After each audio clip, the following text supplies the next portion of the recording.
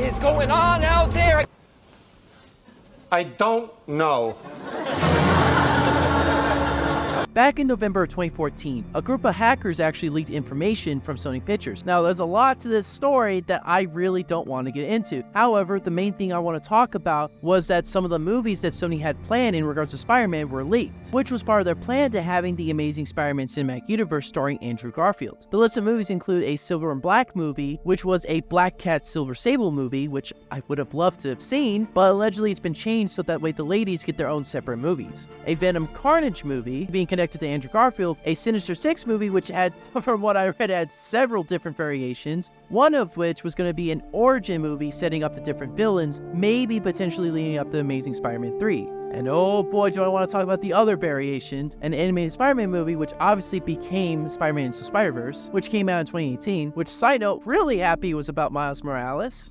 I didn't know how that was going to work out, especially if it was going to be about Peter Parker, although maybe it could have worked if it was Peter B. Parker. I would kill for that spinoff. A movie titled Shattered Glass, which was supposed to be a team-up movie starring an all-female cast, aka the Spider-Women. I wonder why I'm using Madam Web footage. It's weird. An Andrew Garfield and Tobey Maguire Spider-Man crossover titled The Amazing Spider-Man vs. Spider-Man, or Spider-Man vs. Amazing Spider-Man, however that one goes. And the dumbest of all was an Aunt May movie. A fucking Aunt May movie. Are you fucking out of your mind? Who the fuck would ask for that? I mean, I'm sorry, but like, if you're in the business to make money, at least make it make sense. A Venom Carnage movie is a brilliant idea, which, hey, look at that. When you made your Venom movie, it made money. And honestly, a Kraven the Hunter movie is a smart idea.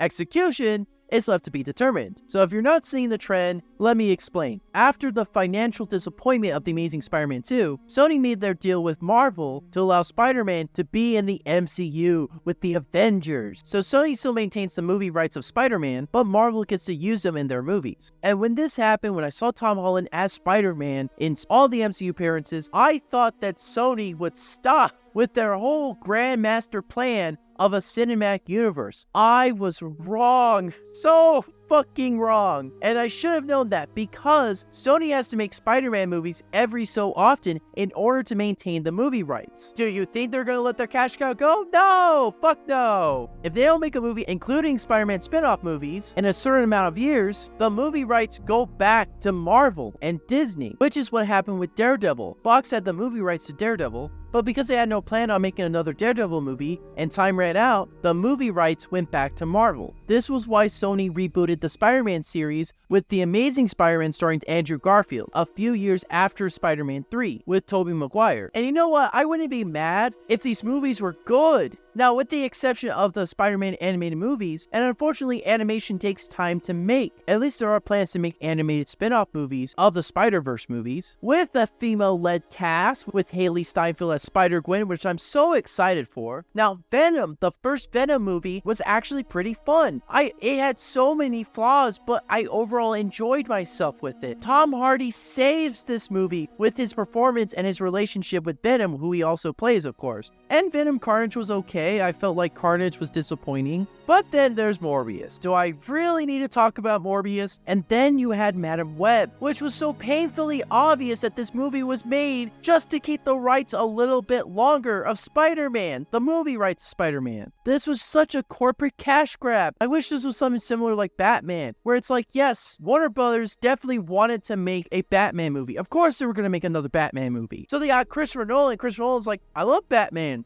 I have this great idea for Batman. Let me do it. And WB is like, yeah, do it, man. WB let Christopher Nolan work. Why didn't Sony do the same? Like, if all you care about is making money and retaining the rights to Spider-Man, why don't you let your directors and writers do what you pay them to do? And let them make something that they could be excited about. This is what happened with Spider-Man 3 and Amazing Spider-Man 2. That's why the movies are the way they are. If you hire talented directors to make a good movie, just let them work. Why do you even care about the creative process? I kind of wish these Sony non-Spider-Man Spider-Man movies took a page from DC and had movies like Joker, standalone self-contained interesting stories that have nothing to do with any other movie, and having a director tell the story that they want to tell in the way they want to tell it. I want more movies like this, where directors take chances and do something new and unique, kind of like with the Batman. I am extremely excited for what's to come in the Matt Reeves, Robert Pattinson universe. If these movies are made, the Sony non-Spider-Man Spider-Man movies, just an excuse to keep the rights a little bit longer, you know what? Whatever.